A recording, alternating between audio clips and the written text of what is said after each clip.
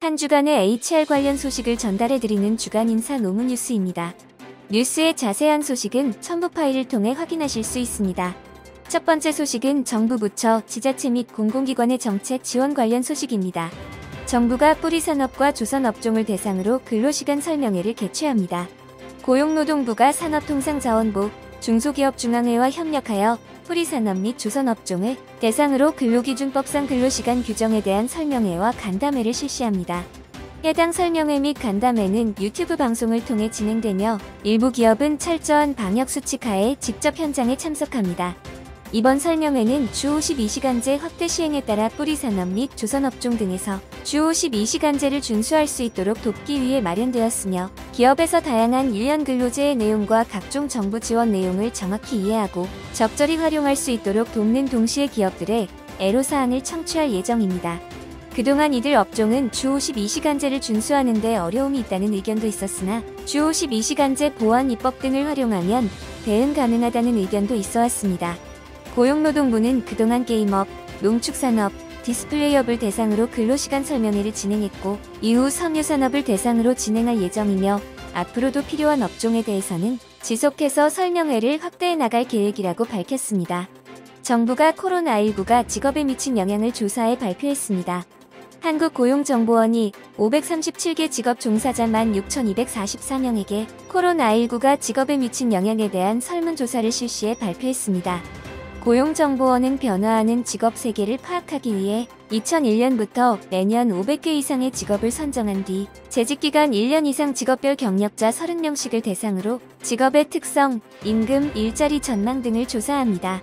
이번 조사는 2020년 8월부터 11월까지 537개 직업 종사자를 대상으로 실시하였으며 코로나19가 직업별로 어떻게 영향을 미쳤는지, 코로나19 확산 이후 일에 대한 보상의 증감, 일하는 방식의 변화 여부, 직무 내용 증감, 일의 양 증감 등 4가지를 묻는 설문 내용이 포함되었습니다. 일에 대한 보상의 변화는 38.7%가 변화가 있었다고 답하였으며 이 중 35.8%가 감소했다고 언급했습니다. 일하는 방식 변화는 35%가 변화가 있었다고 응답하였으며 일의 양은 6.5%만이 증가했다고 답하였고 46.3%는 감소했다고 답변하였습니다.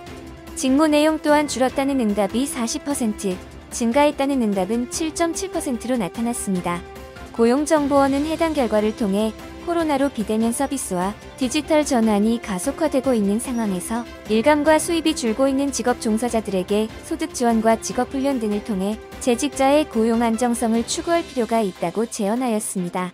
정부가 코로나 시기 일하는 부모를 위한 맞춤형 육아 해법 교육을 제공합니다.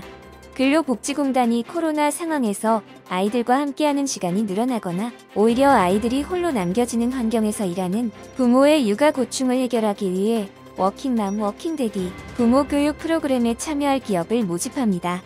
공단은 2015년부터 연세대 등과 부모 교육 강의서를 공동 개발한 이후 부모 교육 프로그램을 올해로 6년째 운영하고 있으며 매년 80개소 이상의 기업이 참여하여 14,000명의 부모로부터 양육 스트레스 감소 등을 이유로 높은 호응을 얻고 있습니다.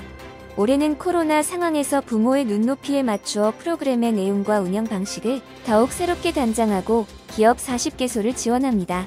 그간 대면 방식 중그룹으로 진행해왔던 부모 교육을 코로나 확산 방지를 위해 올해는 5인 이하 소그룹의 온라인 비대면 방식으로 진행하며 공단에서 위촉한 전문 강사와 심층적인 부모 사전, 사후 검사 및 육아 상담을 통해 맞춤형 양육 솔루션을 제공합니다. 모든 부모 교육은 무료로 진행되며 신청은 기업명으로 가능하고 선착순으로 마감됩니다. 다음은 채용 관련 소식입니다. 네이버, 카카오, 라인, 쿠팡, 배달의 민족에 이어 당근마켓과 토스까지 인재 영입 전쟁이 치열해지고 있습니다. 토스 운영사 비바리퍼블리카는 올 1, 4분기 토스 등 6개 계열사의 340명을 신규 채용해 지난해 3월 말 438명에서 1년여 만에 1000명으로 2배 이상 늘어났습니다. 당근마켓도 현재 180명까지 확대된 인력을 올해 안에 2배 가까운 300여 명 수준까지 늘릴 계획입니다. 게임사인 스마일게이트 그룹이 500명, 크래프톤이 700명을 각각 채용하는 등 인력을 빨아들이고 있습니다. 이외에도 네이버와 카카오의 경우 본사는 물론 글로벌 웹툰 및 전자상거래와 같은 신사업 자회사까지 인재 채용이 한창이며 업계에서는 산업이 커지며 회사가 함께 성장함에 따라 채용도 확대되고 있다며 긍정적인 신호로 보고 있습니다. 다음은 보상 관련 소식입니다. 문재인 대통령의 대선 공약이자 국정과제인 대체공휴일 확대 논의가 제대로 이뤄지지 않고 있습니다. 올해는 하반기 쉬는 날이 추석 연휴를 빼고 모두 주말에 몰려있는 상황이지만 정부는 코로나19의 여파로 추가 논의가 쉽지 않다는 입장입니다. 현행 공휴일에 관한 법적 근거는 대통령령인 관공서의 공휴일에 관한 규정으로 해당 법에서는 설날과 추석 연휴, 어린이날에 한해서만 대체공휴일 적용합니다.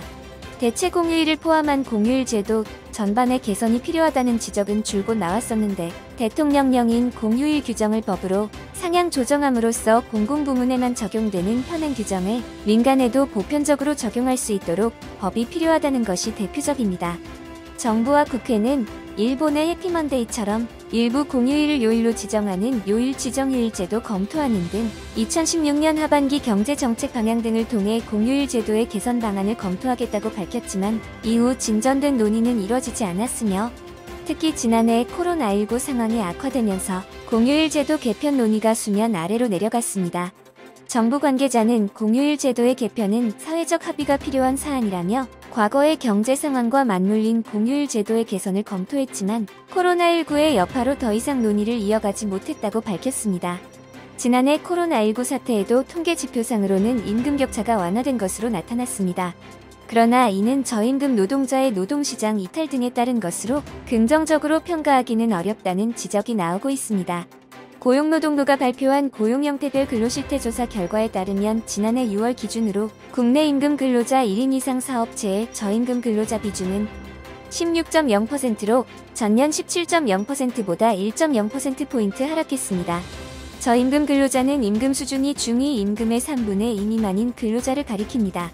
현 정부 들어 저임금 근로자 비중은 2017년 22.3%, 2018년 19.05%, 2019년 17.0%로 해마다 하락 추세입니다. 임금 상위 20% 근로자의 평균 임금을 하위 20% 근로자의 평균 임금으로 나눈 임금 5분위 배율도 4.35배로 전년 4.50배보다 떨어져 하락 추세를 이어갔습니다. 또한 정규직과 비정규직의 임금 격차도 완화되었는데 작년 6월 기준으로 정규직 근로자의 평균 시간당 임금은 2731원으로 전년 동월 22,193원보다 6.6% 감소하였고 비정규직의 시간당 임금은 15,015원으로 전년 동월 15,472원보다 3.0% 줄었습니다. 정규직 임금에 대한 비정규직 임금의 비율은 72.4%로 전년 동월 69.7%보다 2.7%포인트 상승했습니다. 그러나 해당 지표 개선이 실질적인 분배 개선에 따른 것으로 보기는 어렵다는 지적이 나오고 있는데 지난해는 최저임금 인상률이 2.9%에 그쳐 임금 분배 개선을 기대하기 어려운 데다 코로나19 사태로 저임금 근로자의 다수가 일자리를 잃고 노동시장을 이탈한 것이 주원인이라는 해석에 따른 것입니다. 다음은 노동조합 및 노사관계 관련 소식입니다. 한국경영자총연합회를 비롯해 대한상공회의소 중소기업중앙회, 한국중견기업연합회 등 4개 경제단체가 공동으로 비종사조합원의 사업장 내 노조활동 가이드를 발표했습니다. 이번 가이드는 해고자, 실업자인 조합원과 관련해 기본원칙 및 대응 방향, 사업장 출입 관련 기준, 사업장 내 노조활동 관련 기준, 부당노동행위 해당 여부의 기준이 되는 상황별 포인트와 함께 표준 사업장 내 노조활동 규칙을 담고 있습니다.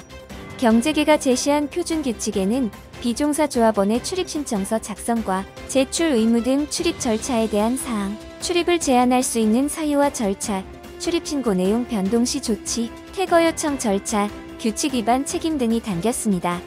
경제계는 노동조합 및 노동관계 조정법 개정으로 해고자, 실업자에 대해 산별 노조뿐만 아니라 기업별 노조의 가입과 사업장 내 노조활동이 가능하게 됐지만 구체적이지 않은 노조활동 허용 범위와 기준으로 향후 혼란과 분쟁 가능성이 높은 상황이라며 이에 대한 준비가 막막한 기업들을 지원하고자 관련 판례 분석과 법무법인의 자문을 바탕으로 가이드를 마련하였다고 밝혔습니다. 다음은 조직문화 및 글로벌 HR 관련 소식입니다. 직장인 10명 중 4명은 시간이나 의지가 없어 평소 운동 등 건강관리를 하지 못하는 것으로 조사됐습니다. 또 10명 중 8명은 기업에서 직원 건강관리가 필요하다고 지적했습니다. 보건복지부와 한국건강증진개발원이 근로자 2,000명과 기업 보건관리자 525명을 대상으로 진행한 근로자 건강관리 인식 및 요구 조사에 따르면 전체 응답자의 37.2%가 평소 운동 등 건강관리를 하지 못했다고 응답했으며 그 이후로 시간이 없어서가 26.7%로 가장 많았고 의지가 없어서 25.4%, 경제적 여유가 없어서 21.5%, 동기가 부족해서 11.8% 등의 순으로 나타났습니다. 직장에서 건강증진 활동을 하고 있다는 응답은 29.7%에 불과했는데 시간적 여유 부족, 개인 의지와 욕구 부족, 열악한 회사 시설 및 환경 등을 이유로 들었습니다. 보건복지부는 한국 직장인들의 연평균 근로시간은 1967시간으로 OECD 회원국 37개국 중 세 번째로 긴 만큼 직원들의 건강관리에 대한 기업의 역할이 중요하다고 언급하며 근로자들이 건강을 챙길 수 있는 직장 문화 정착을 위해 건강친화기업 인증제 시범사업을 운영한다고 밝혔습니다. 기업부터 정치권까지 사회의 관심이 온통 MZ세대에 쏠린 가운데 소외된 70년대 중후반부터 80년대 초중반 출생 세대를 낀 세대라는 별칭으로 부르고 있습니다. 이들은 공통적인 사회, 경제, 문화적 환경을 공유한 세대로 국민학교를 경험하고 수능시험을 치렀으며 IMF와 글로벌 금융위기를 겪은 X세대로 묶을 수 있으며 현재 조직의 허리에 해당합니다. 이들은 스스로를 플레인 코치라고 언급하는데 선수로 뛰면서 동시에 감독도 하는, 즉 실무를 하면서 일에 대한 책임도 지는 쪽으로 가는 중이며 이에 따른 육체적, 심리적 부담이 가장 크다고 호소합니다. 다만 이들 낀 세대 안에서도 불만의 내용이 조금은 다른데 70년대생들은 착, 부장, 팀장 등 중간 관리자급이 많으며 이들의 주된 고민은 리더십을 어떻게 구현하느냐입니다. 반면 80년대생들은 아예 리더의 기회가 없다고 호소하는데 밑에 사람을 주지 않아 계속 막내로 잡일만 하고 있어 리더의 경험과 성장의 기회가 없을 것 같다고 언급하였습니다.